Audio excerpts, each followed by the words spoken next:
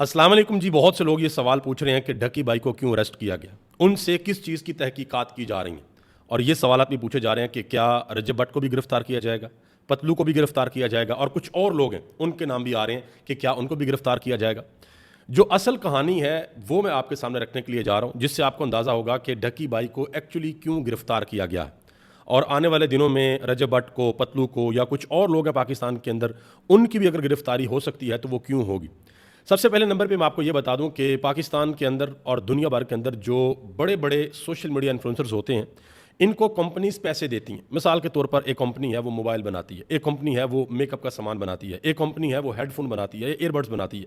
वो क्या करते हैं, वो इन लोगों को कॉन्टैक्ट करते हैं और कॉन्टैक्ट करके कहते हैं कि भाई ये हमारी कंपनी है, हमने ये एक प्रोडक्ट बनाई है। वो कुछ भी हो सकती है, वो परफ्यूम भी हो सकती है। तो आप अपने चैनल के ऊपर, यूट्यूब के ऊपर, टिकटॉक के ऊपर या इंस्टाग्राम के ऊपर हमारी प्रमोशन कर दें, अपनी ऑडियंस को बता दें कि ये कंपनी बहुत अच्छी है, आप इनकी प्रोडक्ट को यूज़ करें, आपको बड़ा फ़ायदा होगा। मैंने भी यूज़ किया, मुझे भी बड़ा फ़ायदा हुआ। और ये बड़ी सीधी सी बात है, आप सबको समझ आ गई होगी। लेकिन अब मसला क्या है?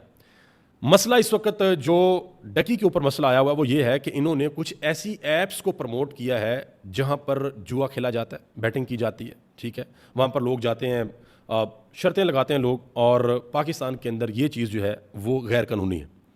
इस चीज़ के ऊपर एक्शन होगा, और इसी चीज़ के ऊपर ढक्की बाई की गिरफ्तारी हुई है। और रजब भट्ट के बारे में अभी तक इतलात हैं कि उनका नाम भी उस लिस्ट के अंदर डाल दिया गया है। इस वक्त तो मुल्क से बाहर है, जैसे ही वो पाकिस्तान के अंदर वापस आएंगे तो उनको भी गिरफ्तार किया जाएगा। टोटल 6 लोगों का नाम आ रहा है कि अभी तक की तहकीकात के मुताबिक 6 लोग हैं, और उसमें एक खातून भी शामिल है। इनको अरेस्ट किया जा सकता है।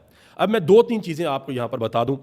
आज से कुछ अरसा कबल ढकी बाई, रजब भट्ट और नदीम नानीवाला, इन तीनों की एक कंट्रोवर्सी आई थी कि इन तीनों ने एक हाइप क्रिएट की थी कि हम पाकिस्तान के बच्चों के लिए, पाकिस्तान की यूथ के लिए, पाकिस्तान के नौजवानों के लिए 1 साल से मेहनत कर रहे हैं, और हम आपके सामने एक बहुत बड़ा सरप्राइज़ लेके आ रहे हैं। और वो सरप्राइज़ क्या था कि जी हमने एक कोर्स बनाया हुआ है, और आपने महीने की मेरे ख्याल से शायद 5,000 रुपये फ़ीस थी कि आपने 5,000 रुपये फ़ीस देनी है, और उसमें मुख्तलिफ चीज़ें आपको सिखाई जाएंगी, क्रिप्टो करेंसी के हवाले से और दूसरी चीज़ों के हवाले से, कि ये आपने कैसे सीखनी है और इनसे आपने पैसा कैसे कमाना है। आपको याद होगा कि उस वक्त एक और सोशल मीडिया इन्फ्लुएंसर थे, उन्होंने इनको काउंटर किया था। आई थिंक तलहा नाम था उसका, और उसने एक्सपोज किया था इनको कि ये लोग किस तरीके से पाकिस्तान के गरीब लोगों को लूटने का प्लान बना रहे हैं। यानी कि आपने बच्चों से हर महीने 5-5 हज़ार रुपया लेना है और तीनों ने आपस में डिवाइड कर लेना था। वो चीज़ इतनी बैकफायर की कि इनका वो काम चल नहीं सका। अब इस वक्त जो मामला चल रहा है, इस वक्त की इतलात के मुताबिक काफ़ी देर से ये तहकीकात जारी थी, और ढकी बाई को कुछ नोटिस भी दिए गए। अब इसमें कोई शक वाली बात नहीं है, ढकी बाई की बहुत बड़ी फ़ैन फॉलोइंग है पाकिस्तान के अंदर। ऑल्दो उनका जो स्टार्ट था वो अच्छा नहीं था, वो रोस्टिंग करते थे, लोगों को बुरा भला कहते थे और लोगों की इज्जतें उछालते थे। बहरहाल आहिस्ता आहिस्ता उन्होंने फिर रोस्टिंग छोड़ दी, वो व्लॉगिंग की तरफ आ गए, वो डेली व्लॉगर बन गए, जो लोग नॉर्मली पाकिस्तान के अंदर करते हैं कि डेली रूटीन लाइफ अपनी बताई, मेरे घर में क्या चल रहा है, मेरी फैमिली के साथ क्या हो रहा है, मेरी शादी हो गई है। ये पाकिस्तान के अंदर सारा कुछ होता है। कुछ ऐसे काम भी होते हैं जिनको लोग पसंद नहीं करते। लेकिन आप लोग हैरान होंगे कि ढकी बाई को यूट्यूब के ऊपर तकरीबन 80 लाख या उससे ज़्यादा लोग पाकिस्तान और दुनिया भर से लोग फॉलो करते हैं। इसी तरीके से जो रजब भट्ट हैं उनको भी तकरीबन 75 लाख के करीब लोग फॉलो करते हैं। और अगर आप थोड़ी सी रिसर्च करें, इनके कमेंट बॉक्स में जाएं, वहाँ पर पढ़ें, और आपको अंदाज़ा होगा कि एक बहुत बड़ी तादाद छोटे बच्चों की है। 6ठी क्लास से लेके 10वीं क्लास तक इंटर के स्टूडेंट वो इनको देखते हैं, वो इनको एंजॉय करते हैं। और जब वो लोग इनको देखते हैं तो इसका मतलब क्या है? इसका मतलब है कि जो कुछ ये लोग अपने व्लॉग्स के अंदर दिखाते हैं, अपना लाइफस्टाइल जो भी दिखाते हैं, वो बच्चे उनको अडोप्ट करने की कोशिश करते हैं। अब मिसाल के तौर पर ढकी रहता है लाहौर के अंदर, वो लाहौर के अंदर रहता है, वो दिखाता है कि मेरा ये लाइफस्टाइल है, मैं ऐसे करता हूँ, मैं ऐसे करता हूँ। रजब भट्ट या दूसरे सारे के सारे, मैं स्पेसिफिक किसी का नाम यहाँ पर नहीं लूँगा, अब सारे के सारे जो भी अपना लाइफस्टाइल वगैरह दिखाते हैं, अब उस लाइफस्टाइल के बराबर अगर किसी का लाइफस्टाइल है ना और वो इनको देखता है तो उसको कोई नुकसान नहीं होगा। उसको पता होगा हाँ भाई जो चीज़ें हमारी हैं वही इनकी, 19-20 का फ़र्क है, या थोड़ी सी उनकी ज़्यादा होंगी, या हमारी थोड़ी सी ज़्यादा होंगी, या उनकी कम होगी, या हमारी कम होगी। लेकिन वो बच्चे जो देहातों के अंदर रहते हैं, जिनकी बेचारों की जो रोज़ का गुजर बसर है वो बड़ा मुश्किल होता है, वो लोग इनको देख के, इनको सुन के कॉम्प्लेक्स का शिकार हो जाते हैं। वो सोचते हैं कि यार जो सहूलियात और जो ऐशो इशरत इनके पास है वो हमारे पास क्यों नहीं है। वो बच्चे ये सोचते हैं। इसमें एक पॉजिटिव पहलू ये भी है कि आप अगले को देख के तो आप मोटिवेट भी हो सकते हैं, आप खुद भी मेहनत कर सकते हैं, और कल को आप भी उनकी जगह पर पहुंच सकते हैं। ये एक पॉजिटिव पहलू है। ये ढकी भाई लोग, ये रजब भट्ट, अगर आप इनके पीछे इनका सफ़र देखें तो नो डाउट इसमें कोई शक वाली बात नहीं है कि इन लोगों ने अपनी फील्ड के अंदर बला की मेहनत की है। اس سے کسی چیز کو کوئی انکار نہیں ہے، لیکن مسئلہ اس چیز کا ہے کہ جب آپ اس جگہ پر پہنچ گئے ہیں کہ ایک ہیوج نمبر آپ کو فالو کر رہا ہے، تو اس وقت آپ کس طرح کا کنٹینٹ بنا رہے ہیں اور کس طرح کی چیزوں کو پروموٹ کر رہے ہیں. اور ابھی تک جو ان لوگوں کے اوپر ایلیگیشن لگا ہے وہ صرف ایک لگا ہے کہ یہ لوگ ان ایپس کو پروموٹ کرتے ہیں جس کے اوپر جوا لگتا ہے.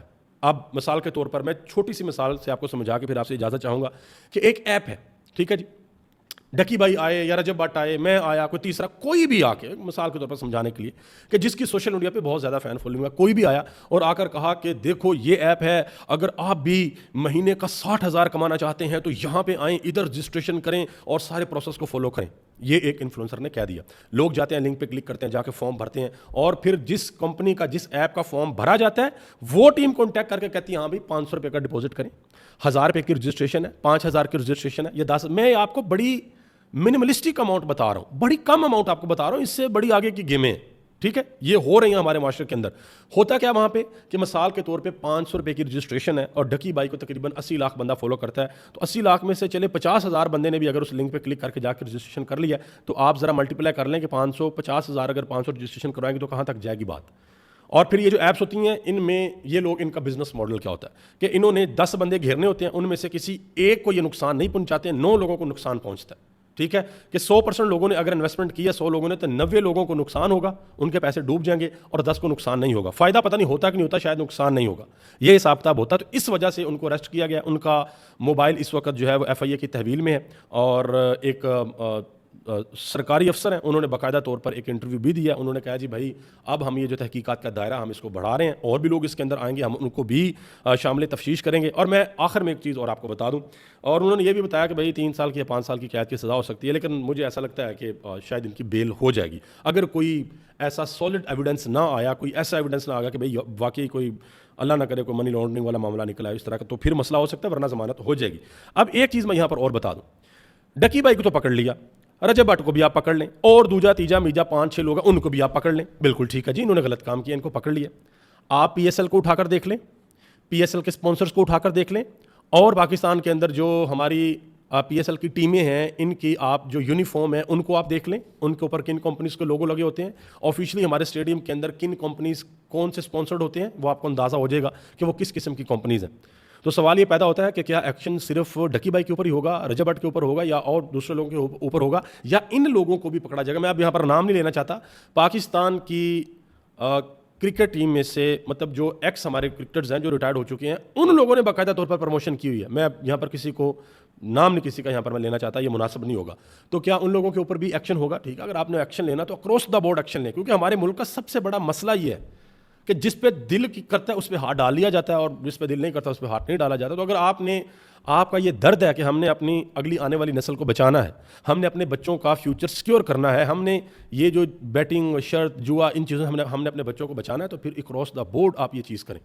آپ پاکستان کے اندر باقاعدہ طور پر میڈیا کے اوپر اشتہارات جاری کریں. آپ جو بڑے بڑے انفلوئنسرز ہیں وہ فری میں یہ کام کریں گے، وہ یہ اویئرنیس دیں گے، آپ سب کو کہیں گے ایک دفعہ اویئرنیس دیں کہ پاکستان کے اندر یہ کام ختم کیا جائے. یہ ہمارا ملک ایک اسلامی ملک ہے، اسلامی جمہوریہ پاکستان ہے، اور ہمارے دین کے اندر بھی یہ چیز حرام ہے. تو ہمیں یہ کوشش کرنی چاہیے کہ ہم اس چیز کو ختم کریں. اب آنے والے دنوں میں مزید پتہ چلے گا. 4 دن کا مزید ریمانڈ جو ہے وہ ڈکی بھائی کا دے دیا گیا. تو آنے والے دنوں میں مزید پتہ چلے گا کہ آیا تحقیقات سے کیا پتہ چلتا ہے. ابھی تک لیتا ہی آپ سب کا بہت بہت شکریہ.